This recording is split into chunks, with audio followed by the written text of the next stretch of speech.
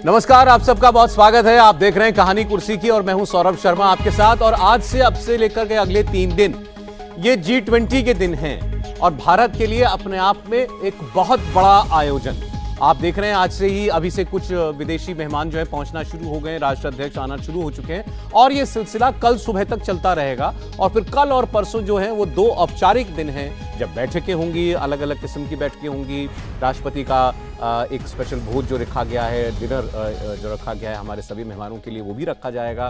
प्रधानमंत्री इस बीच में कई 1-on-1 मीटिंग्स करेंगे, बायलैटरल मीटिंग्स होंगी, जिसमें आज सबसे अहम बायलैटरल मीटिंग होने जा रही है अमेरिका के राष्ट्रपति जो बाइडेन के साथ प्रधानमंत्री मोदी की द्विपक्षीय वार्ता आज होगी। तो आप कह सकते हैं कि ये 3 दिन भारत में, और ऐतिहासिक तौर पर यह बात सही है कि इतना बड़ा आयोजन कोई मल्टीलैटरल आयोजन नहीं हुआ जहां इतने देशों के नेता एक साथ जुटे हुए हों।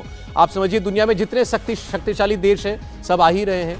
और थोड़ा उसको समझने के लिए जो परमानेंट सिक्योरिटी काउंसिल से, जो सिक्योरिटी काउंसिल के परमानेंट सदस्य हैं, वो सभी देश एक वक्त पर एक समय में भारत में होंगे। इसके अलावा G7 देश, उसमें जितने बड़े वेस्टर्न मुल्क हैं, सबके नेता इस वक्त भारत के अंदर मौजूद होंगे और कुल मिलाकर 27 राष्ट्राध्यक्ष आने जा रहे हैं। लेकिन शुरुआत आज के कार्यक्रम की हम करने जा रहे हैं क्योंकि G20 से जो भी जुड़ी खबर आएगी वो तो आप तक हम पहुंचाते ही रहेंगे। G20 समिट को लेकर के हमारी अंदर की राजनीति जो है वो अभी तक बंद नहीं हो रही है, वो अभी भी चल रही है। और अब किस बहाने चल रही है कि किसको न्योता गया, किसको न्योता नहीं गया। आमतौर पर जब भी कोई बड़ा विदेशी मेहमान आता है, और यहां तो इतने सारे आ रहे हैं, तो खासकर राष्ट्रपति कोई कार्यक्रम अगर आयोजित करते हैं उस बीच में, तो उसमें हमारे अपने भारत के बड़े संभ्रांत लोगों को जो है वो न्योता दिया जाता है, इंपॉर्टेंट लोगों को बुलाया जाता है।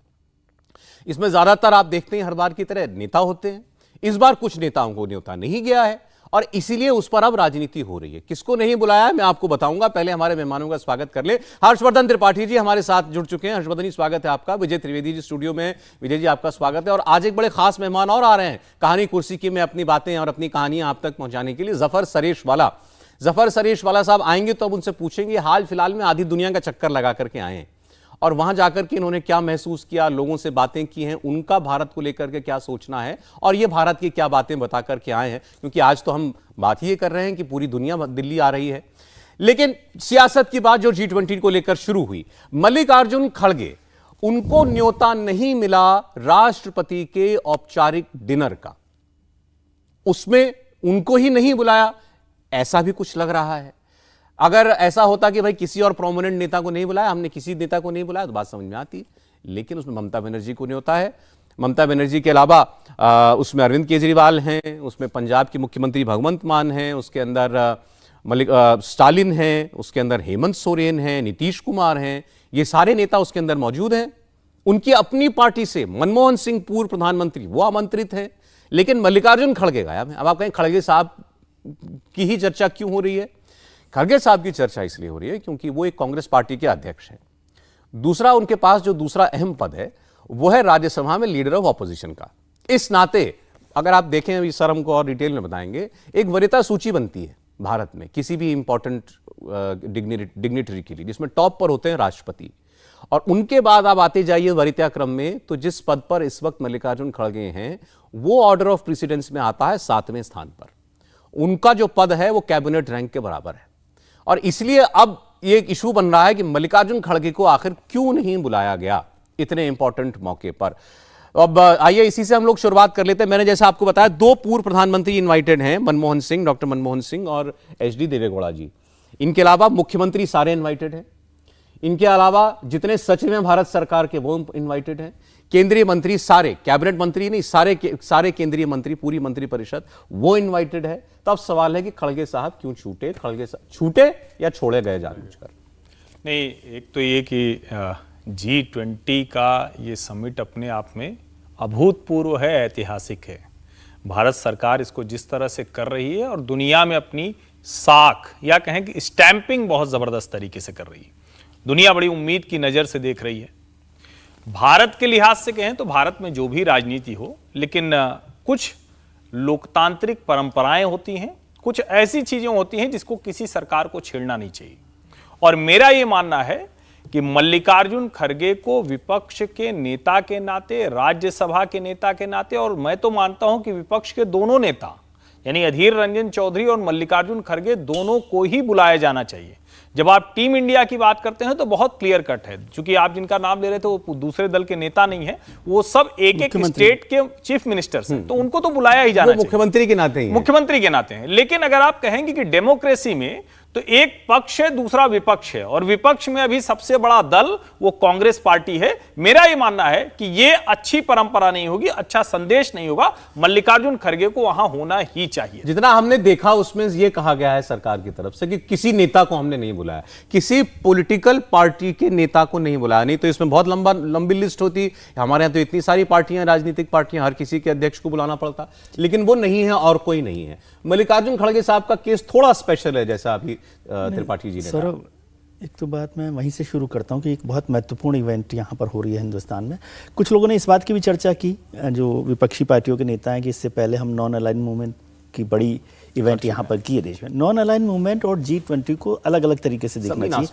जमीन आसमान का अंतर। और जैसे आपने शुरुआत में भी इस बात का जिक्र किया कि जो हमारी परमानेंट काउंसिल के मेंबर्स हैं UN के, वो लोग यहाँ पर आ रहे हैं, G7 के इंपॉर्टेंट लोग आ रहे हैं, बड़े बड़े राष्ट्राध्यक्ष यहाँ पर आ रहे हैं, तो इस इवेंट को उससे जोड़ना अलग है। वो दोनों अलग अलग वक्त की बात है। हालांकि नॉन अलाइन मूवमेंट पर जब हमने काम किया था तब भी हमारी महत्वपूर्ण भूमिका थी उसमें, लेकिन G20 को NAM से जोड़ना अलग है।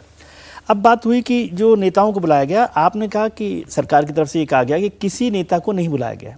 मल्लिकार्जुन खड़गे मेरे समझ से वो किसी पार्टी के नेता नहीं है, केवल वो विपक्ष के नेता हैं। और जैसे आपने भी जिक्र कर दिया, मैं उसका जिक्र करता कि प्रोटोकॉल में वो 7 नंबर पर आते हैं, जहां पर कैबिनेट जो हमारी है काउंसिल ऑफ मिनिस्टर्स वो आते हैं, कैबिनेट मिनिस्टर्स आते हैं।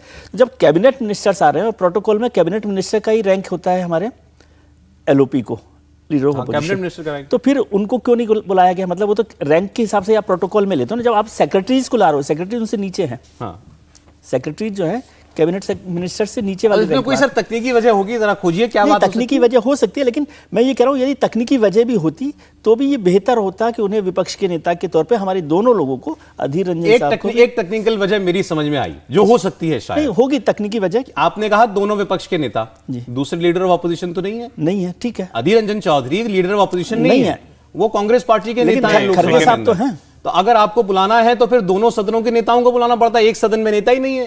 नहीं, देखिए मेरा ये मानना है मैं कह रहा हूं कि इतनी बड़ी इवेंट में, और जब हम वही बात कर रहे हैं कि हम डेमोक्रेसी की बात करते हैं, मदर ऑफ डेमोक्रेसी की बात करते हैं, मदर ऑफ डेमोक्रेसी बिना विपक्ष के नहीं हो सकती। और विपक्ष के दोनों बड़े नेता, और उसमें कोई जगह की बात नहीं ना। और सेलिब्रिटीज आती हैं, आप यदि उसकी लिस्ट देखेंगे तो उसमें बिजनेसमैन हैं, सेलिब्रिटीज हैं, फिल्म स्टार्स हैं, स्पोर्ट्स स्टार्स हैं, ये बहुत सारे लोग होते हैं और हमेशा होते हैं ऐसी इवेंट में। तो उसमें हमारे विपक्षी पार्टी के 2 बड़े नेता नहीं हो तो, और यदि वो होते तो इससे इस इवेंट का क्या नुकसान होता, ये मुझे नहीं समझ। आप कहने को अब शायद कोई कहते कि भाई मनमोहन सिंह को तो बुलाया है। मनमोहन सिंह तो खैर पूर्व प्रधानमंत्री के नेता हैं। नहीं, वो कांग्रेस के नेता नहीं है ना, उनको भी कांग्रेस के नेता के तौर पर नहीं बुलाया गया, वो पूर्व प्रधानमंत्री हैं। तो फॉर्मर प्राइम मिनिस्टर को तो हमेशा प्रोटोकॉल में होती हैं। प्रेसिडेंट हाउस के, आप एक प्रोटोकॉल समझिए, प्रेसिडेंट हाउस के जो इन्वाइट्स होते हैं वो थ्रू प्रोटोकॉल होते हैं। तो प्रेसिडेंट हाउस के इनवाइट में कोई आए ना आए, वो फॉर्मर प्राइम मिनिस्टर उसमें होंगे, LOPs उसमें होंगे, लीडर ऑफ द हाउस जो है वो हमेशा होंगे, जो हमारे तीनों आर्मी के चीफ हैं वो भी उस प्रोटोकॉल में आते हैं, CJI जो है वो उस प्रोटोकॉल में आते हैं। ये पूरा प्रोटोकॉल बना हुआ है प्रेसिडेंट हाउस के इन्वाइट का। जी, आपने इस पर, अब ये लग रहा है आपको कि इस पर राजनीति होगी, बढ़ेगी? नहीं, राजनीति होगी, और मुझे लगता है कि ये कोई कहने की बात नहीं है। बस मुश्किल यही है कि जो आप 2-3 बार आपने कहा, और असली वही है कि हम लोग हर नेता को, मल्लिकार्जुन खड़गे को हम कांग्रेस के नेता के तौर पर देखते हैं, लेकिन कांग्रेस पार्टी नरेंद्र मोदी को भाजपा के नेता के तौर पर देखती है। मतलब आज भी 9 साल से अधिक के प्रधानमंत्री हो गए, 10 वर्ष पूरे हो जाएंगे, फिर से चुनाव में देश जा रहा है 2024 के लिए, और हम आज भी भाजपा के नेता और कांग्रेस के नेता के तौर पर देख रहे हैं। लोकतंत्र की खूबसूरती यह है कि जिस तरह से जनप्रतिनिधि चुनकर आते हैं और उनका जो संसदीय परंपरा में जो स्थान है, उसके लिहाज से व्यवहार होना चाहिए, जिसको हम कहते हैं कि डेमोक्रेसी में जो प्रोटोकॉल बनते हैं, कॉन्स्टिट्यूशनल प्रोटोकॉल जो बनते हैं, वो उस आधार पर बनते हैं, वो व्यक्ति के आधार पर नहीं बनते हैं। और इसीलिए मेरा मानना है कि जब आप राष्ट्रपति, उपराष्ट्रपति, प्रधानमंत्री, ये सारे के सारे मंत्री, और फिर दोनों सदनों में अगर आपके पास किसी वजह से वो जो क्राइटेरिया है 10% वाला वो नहीं भी पूरा कर रहे हैं, तो भी आपको अधीर रंजन चौधरी और मल्लिकार्जुन खड़गे दोनों को निमंत्रित करना चाहिए था। ये उसके बाद उनके ऊपर होता कि वो आए या ना आए, और मैं तो ये मानता हूं कि अभी भी उसको करेक्ट कर लेने में कोई बहुत दिक्कत नहीं है। सरकार की ओर से ये काम किया जाना चाहिए। सर अभी तो आपने एहसान किया था बड़ा कि एक देश एक चुनाव की जो कमेटी बनाई थी उसमें अधीर रंजन चौधरी साहब को इसलिए रखा था कि वो विपक्ष के नेता नहीं है, तब भी हमने सबसे बड़ी विपक्षी पार्टी ले लिया उन्होंने। नहीं, वो ना आते तो कोई बात नहीं, तब सरकार के पास कहने के लिए होता ना कि देखिए नहीं आना तो जब तक कोई वजह हमारे सामने नहीं आती तब तक आप दोनों की राय है कि कम से कम बुलाना चाहिए। सरकार की तरफ से निमंत्रण जाना चाहिए। टेक्निकल रीजन हो तब भी मैं समझता हूं कि मतलब उनको बुलाना चाहिए था, हमारी डेमोक्रेसी के लिए अच्छी बात होती। अब G20 की हम लोग बात कर रहे हैं तो भाई G20 की तैयारियां क्या हैं ये तो आपको हम दिखानी ही चाहिए। तो अमित पालित हमारे सहयोगी हमारे साथ जुड़ रहे हैं भारत मंडपम से। सीधे हम जरा उनके पास चलते हैं, वो आपको बता देंगे इस वक्त ये भारत मंडपम किस तरीके से सज धज कर तैयार है और यहां पर कार्यक्रमों की शुरुआत कब से होने जा रही है आज। जी अमित। देखिए सौरभ, सबको उत्सुकता यही है कि आखिरकार कब वो शुरुआत होगी या कब वो इंतजार हो रहा है कि आखिरकार कब है जब G20 समिट के हम कहते हैं ना मेन सेशन की शुरुआत हो जाएगी। बहरहाल देखिए अब तो सब कुछ हम कह सकते हैं कि कहते हैं ना कि जो शुरुआत होने जा रही है उससे थोड़े पहले का ही हम कह सकते हैं कि ये गहमा गहमे जश्न नजर आ रहा है। ये इंटरनेशनल मीडिया सेंटर है जहां पर मीडिया के तमाम जो कर्मी है मौजूद है, पूरे दुनिया से यहां पर लोग आए हैं, हर एक देश के यहां पर नुमाइंदे मौजूद हैं। मेरे पीछे अगर आप देख पाएंगे तो आपको तमाम जो फ्लैग्स नजर आ रहे होंगे, नेशनल फ्लैग्स हर एक देश के हैं। G20 के तमाम जो 20 सदस्य तो हैं ही, साथ ही EU है यानी कि यूरोपियन यूनियन है। इसके अलावा 9 जो यहां पर देश आएंगे जो प्रधानमंत्री मोदी के खास तौर पर आप कह सकते हैं कि इनवाइटीज हैं। इसके अलावा हमारे साथ विजयलक्ष्मी भी है। विजयलक्ष्मी आइए साथ में, क्योंकि मैं और विजयलक्ष्मी अभी इंटरनेशनल मीडिया सेंटर पहुंचे हैं और सौरभ भी हमारे साथ जुड़े हुए हैं। उनका ये कहना है कि आखिरकार जो मीटिंग्स है या फिर हम कह सकते हैं G20 की जो कह सकते हैं ना फॉर्मल शुरुआत कब हो जाए, क्योंकि मुझे अमित जरा अब विजयलक्ष्मी आपके साथ आ ही गई हैं तो देखिए मैं तो मौका नहीं चूकूंगा। ये तो प्रोग्राम प्योर पॉलिटिक्स का है तो पॉलिटिकल सवाल पहले। मल्लिकार्जुन खड़गे को न्योता नहीं गया है प्रेसिडेंट के डिनर का, क्या बता रही हैं वो इस पर? कांग्रेस पार्टी क्या कह रही है पहले? क्यों, बिल्कुल हम अच्छा सौरभ पूछ रहे हैं कि जो मल्लिकार्जुन खड़गे हैं उनको लेकर जो बात सामने आई कि उनको इनवाइट नहीं किया गया प्रेसिडेंट्स डिनर में, उसके बाद किस तरह के रिएक्शंस आ रहे हैं? देखिए कांग्रेस पार्टी तो खास तौर पर काफ़ी खफा है, क्योंकि ये बात हम पिछले 3-4 दिनों से कांग्रेस के तमाम आला नेताओं के साथ अमित डिस्कस कर रहे थे। क्योंकि कांग्रेस के नेता कह रहे थे ये कॉन्स्टिट्यूशनल पोस्ट है, वो सिर्फ कांग्रेस के अध्यक्ष नहीं है, वो लीडर ऑफ ऑपोजिशन भी हैं। लीडर ऑफ ऑपोजिशन के पास कैबिनेट रैंक होता है और लीडर ऑफ ऑपोजिशन एक कॉन्स्टिट्यूशनल पोस्ट है, तो उनको इन्वाइट किया जाना चाहिए। लेकिन 3-4 दिन पहले ही हमें एक वरिष्ठ नेता ने बताया था कि अभी तक नहीं आया है, लेकिन हम वेट करें कि क्या पता आ जाए। लेकिन आज भी कांग्रेस सोर्सेज से चेक किया तो नहीं आया। बहुत हैरानी सी लगती है क्योंकि अधीर रंजन चौधरी को जब शामिल किया जाता है बतौर सदस्य जो कमेटी बनाएगी वन नेशन वन इलेक्शन, लेकिन यहां पर किसी का नाम ना आए सामने तो बिल्कुल यहाँ पर क्योंकि कांग्रेस से कोई नहीं होगा। हालांकि पूर्व प्रधानमंत्रियों का जरूर निमंत्रण दिया गया है, तो उसमें डॉक्टर मनमोहन सिंह के पास निमंत्रण गया होगा। लेकिन इस तरह के इवेंट्स में जनरली होता है कि जो भी कॉन्स्टिट्यूशनल पोस्ट होल्ड करते हैं या लीडर ऑफ ऑपोजिशन होते हैं उनको इन्विटेशन जाता है। अब यहाँ पर सरकार की तरफ से क्या आता है या क्या इन्विटेशन लास्ट मोमेंट पर दिया जाएगा, ये जरूर देखने वाली बात रहेगी। अच्छा सौरभ, आपने तो पॉलिटिकल जो सवाल पूछा था उसका जवाब मिल गया आपको। मैं जरा मीडिया सेंटर की कुछ झांकियां दिखाता हूं, तस्वीरें आप देखिए, क्योंकि इंटरनेशनल मीडिया सेंटर जो यहां पर बना है, मुझे एक बार मौका मिला था इस तरह के बोलते हैं ग्रैंड इंटरनेशनल मीडिया सेंटर में जाने का, जब किम जोंग और डोनाल्ड ट्रंप की मीटिंग हुई थी सिंगापुर में, तब इंडिया टीवी ने उसको कवर किया था। वहां पर भी एक बहुत बड़ा मीडिया सेंटर था। लेकिन यहां पर जो मैं खास बात आपको बता सकता हूं कि यहां के जो आप कह सकते हैं कलर्स हैं वो बहुत ही वाइब्रेंट है, क्योंकि भारत जाना ही जाता है अलग अलग रंगों के लिए। और यहां पर जहां पर भी आप देख पाएंगे कि भारत की जो संस्कृति की छाप है हर जगह पे आपको नजर आएगी। और प्रगति मैदान, इससे पहले आप भी आए होंगे, जो दिल्ली में आए हैं उन्होंने देखा है किस तरह से यहाँ पर ट्रेड फेयर लगता है। उस वक्त और इस वक्त के अगर हॉल की बात करें तो उसमें जमीन आसमान का फर्क है। सबसे इंपॉर्टेंट है कि यहाँ पर जो आप देख पाएंगे, जहां तक आपकी नजर जाएगी, बहुत ही लंबा ह्यूज, एक कहते हैं ना कि बहुत ही बड़ा हॉल है और बीच में कोई रेस्ट्रिक्शंस नहीं है, मतलब ऑब्स्ट्रक्शंस नहीं है। यहां से लेके मैं करीब यहां से अगर मैं 100 मीटर या उससे ज्यादा आराम से देख सकता हूँ, 100-200 मीटर। और साथ ही यहाँ पर देखिए नृत्य को लगा। अच्छा, यहाँ पर देखिए पश्चिम बंगाल में जो दक्षिणेश्वर मंदिर है उसकी तस्वीर नजर आ रही होगी। राजस्थान में चित्तौड़गढ़ के रणथंभौर का जो विजय स्तंभ है वो आपको यहाँ पर नजर आ रहा होगा, आप देख सकते हैं विजय स्तंभ नजर आ रहा है। नीचे आप देखिए ओडिशा के जो फेमस कुचिपुड़ी नृत्य है उसकी यहाँ पर तस्वीर बनी हुई है। और साथ ही जैसे ही कोई यहाँ पर एंटर करेगा, सबसे पहले यहाँ पर G20 का लोगो यहाँ पर नजर आएगा। देखिए G20 का लोगो है और G20 के लोगो के साथ पीछे आप देखिए यहाँ पर जो भारत के अलग अलग इलाकों के आर्किटेक्चरल फॉर्म्स हैं उसको दिखाया गया है। बिल्कुल विजयलक्ष्मी, बिल्कुल, आइए एक बिल्कुल। जरा नहीं, बहुत बात खूबसूरत है। करते हैं, खैर, भारत क्योंकि मंडपम दिखा की भी तो देना जितनी चाहते बातें हैं, हो रही हैं हम लोग हाँ, लगातार walkthrough देख क्योंकि रहे हैं। जी जी, अमित और विजयलक्ष्मी, मैं आपके पास थोड़ी देर में लौटता हूं, क्योंकि अभी मनमोहन सिंह जी का जिक्र अभी विजयलक्ष्मी ने भी किया। तो मनमोहन सिंह जी ने अभी एक अखबार में उनका एक इंटरव्यू छपा हुआ है आज ही के अखबार में, और मनमोहन सिंह जी ने तारीफ की है कि मौजूदा दौर में खासकर रूस यूक्रेन युद्ध के बीच में जिस तरीके से भारत ने अपनी भूमिका को नेविगेट किया है और अपने हितों को आगे रखते हुए स्टैंड लिया है, उसकी तारीफ मनमोहन सिंह जो है वो ये कर रहे हैं। और उन्होंने ये भी कहा कि मैं भविष्य को लेकर ज्यादा आशंकित नहीं हूं। उन्होंने ये कहा कि भारत बेहतर ही करेगा, मुझे इस बात की पूरी आशा है। तो उनकी टोन जो है वो पूरी तरीके से पॉजिटिव दिखाई दी है, जबकि मनमोहन सिंह खासकर आर्थिक विषयों पर इस सरकार की आलोचना करने से चूकते नहीं हैं। अगर उनको कुछ भी लगता तो वो जरूर कहते उस बात को। उन्होंने उसके अंदर थोड़ी सामाजिक पक्षों पर जरूर बात की है, सभी पक्षों की उस पर बातचीत की है, और उन्होंने कहा कि भारत की जो आज भूमिका है, जो पूरा ग्लोबल इस समय जो एटमॉस्फेयर है, उसमें हम लोग बेहतर तरीके से काम कर रहे हैं। जिस तरह से उन्होंने G20 के लिए जिक्र किया। मैं एक चीज़ का जिक्र कर दूं, अभी हम बात कर रहे थे, तो ये मेरे पास वो पूरी लिस्ट है प्रोटोकॉल की। उसमें 7 नंबर जो इंपॉर्टेंट है, हाँ सर बिल्कुल, उसमें बात बताऊं, उसमें 7 नंबर में ही सारे लोग हैं। Cabinet minister of the union, chief minister of the states, deputy chairman planning commission, former prime minister and leader of opposition in Rajya Sabha and Lok Sabha. ये 7 नंबर है, बाकी तो और आगे है। अब विजयलक्ष्मी ने भी कहा ना कि रोज चेक कर रही है वो कांग्रेस पार्टी से न्योता आया कि नहीं आया। प्रोटोकॉल का तो अभी तक तो नहीं आया। प्रोटोकॉल तो आपने बिल्कुल ठीक कहा, वो 7वें नंबर पर आते हैं और उनको न्योता इस तरीके से तो जाना चाहिए था। तो इसका मतलब वजह कुछ और है जी। अब वजह क्या है ये आधिकारिक तौर पर हमको पता चले, या हो सकता है न्योता देर से जा रहा हो तो न्योता उनके पास पहुंच जाएगा। मनमोहन सिंह साहब की हमने बात की। मनमोहन साहब जो है सरकार की वो तारीफ कर रहे हैं, जबकि आर्थिक नीतियों पर बड़े वो पहले मुखर रहे हैं, सरकार के खिलाफ बोलते रहे। नहीं देखिए, बिना किसी संदेह के डॉक्टर मनमोहन सिंह दुनिया के बड़े अर्थशास्त्री हैं, और जिनको हम कहते हैं ना कि अगर वो सचमुच अपने जो पॉलिटिकल बायसेज हैं उसको छोड़ दें तो उनकी कोई भी कही हुई बात देश के लिए, दुनिया के लिए बड़ी महत्वपूर्ण होती है।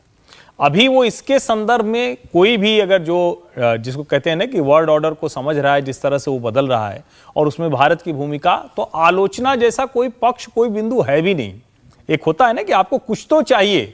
इकोनॉमिक्स में क्या है कि कई बार आप जो स्टैटिस्टिक्स होते हैं, जो आंकड़े होते हैं, उसके दूसरा पक्ष उठाते हैं और आप आधा खाली या आधा भरा ग्लास कहते हैं। लेकिन अभी के हिसाब से देखें तो दुनिया जिस तरह के कॉन्फ्लिक्ट में है, आज ही IMF की जो अभी की जो चेयरपर्सन है उनका आज आर्टिकल निकला है, और डॉक्टर मनमोहन सिंह के आर्टिकल से उसको आप थोड़ा रिलेट करके देखें। वो कह रही हैं, जो एक समय में मुझे याद आता है कि क्रिस्टीना लगार्डे कहा करती थी, जो उस वक्त IMF चीफ थी, कि भारत अगर दुनिया अंधकार में है तो उसमें चमकता हुआ सितारा है। और आज की जो IMF की चीफ है वो क्या कह रहे हैं? वो कह रही हैं कि देखिए दुनिया आज के समय में कॉन्फ्लिक्ट में है, हर कोई एक दूसरे से झगड़ रहा है। वो रशिया यूक्रेन के संदर्भ में दुनिया बट गई है दोनों हिस्सों में। अकेला देश भारत है जो दुनिया को एक साथ बैठा सकता है, जो महत्वपूर्ण विषय है उस पे आगे लेकर चल सकता है, क्योंकि वो उस तरह से एक्ट करता हुआ दिख रहा है। मुझे लगता है कि आज के संदर्भ में बड़ा महत्वपूर्ण है। जब हम लोग कई बार डोमेस्टिक पॉलिटिक्स की बात करते हैं और घरेलू राजनीति में हम पक्ष विपक्ष को लड़ते हुए देखते हैं, तो इस वाले पहलू की चर्चा बहुत न्यूनतम होती है। आज हमारे डिप्लोमेटिक रिलेशंस दुनिया के लगभग हर देश के साथ हैं। आज हम जिन देशों के साथ घिरे हुए हैं वहां भारत के हित प्रभावी तौर पर दिख रहे हैं।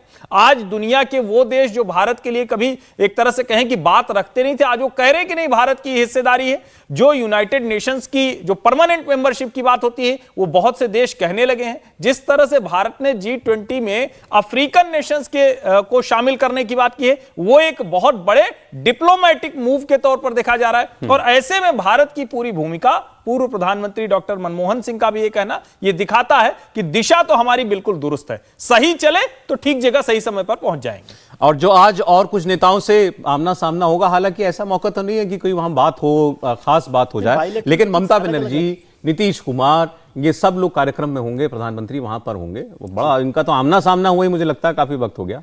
आमना सामना भी काफी वक्त हो गया, लेकिन खैर ये तो ऑफिशियल विजिट है उसको। मैं इसमें कह रहा हूँ कि जो आज G20 की जो पूरे इवेंट है उसमें जो बातें जो त्रिपाठी जी ने जिक्र किया, उसमें एक और बात जोड़ना चाहता हूँ कि एक महत्वपूर्ण इवेंट क्या हुआ है, डेवलपमेंट, कि चीन दुनिया की सबसे बड़ी ताकतों में से एक माना जाता है, सुपर पावर। आज अमेरिका चीन को छोड़कर हिंदुस्तान के साथ खड़ा है। ये एक बड़ा ग्लोबल डेवलपमेंट है, ग्लोबल डिप्लोमेसी के लेवल पर। क्योंकि अमेरिका को और चीन के रिश्तों को हमेशा एक साथ देखा जा रहा था। आजकल तो चीन खैर रशिया के साथ चल रहा है, लेकिन अमेरिका ने चीन का साथ छोड़ा इसलिए क्योंकि उसको लग रहा है कि चीन के मुकाबले भारत जो है ज़्यादा ताकतवर या सुपर पावर के तौर पर खड़ा हो रहा है।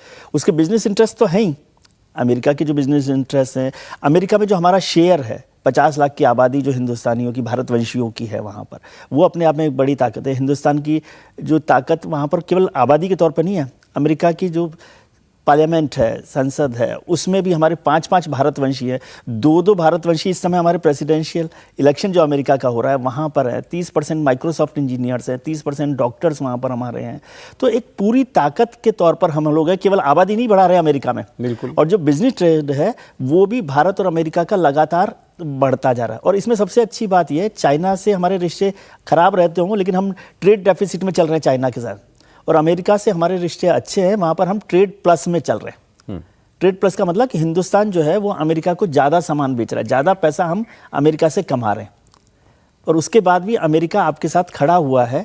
डिफेंस डील को सारी बात हो रही है, जेट को लेकर जो जिस तरह से डेवलपमेंट हुआ है वो स्ट्रेटेजिक तौर पर भी महत्वपूर्ण है। तो अमेरिका और भारत आज ही बायलैटरल, आज ही आज की मीटिंग जो हुई है जो बायलैटरल, बाइडेन जी और की। सबसे मतलब आप सोचिए कि इस इवेंट में सबसे पहली बायलैटरल भारत और अमेरिका के बीच हो रही है, बाइडेन और प्रधानमंत्री की हो रही है, तो ये भी इसका भी एक मैसेज होता है। इंडिया टीवी हर वक्त हर जगह डाउनलोड करने के लिए सर्च करें India TV news Google play store या ऐप स्टोर पर।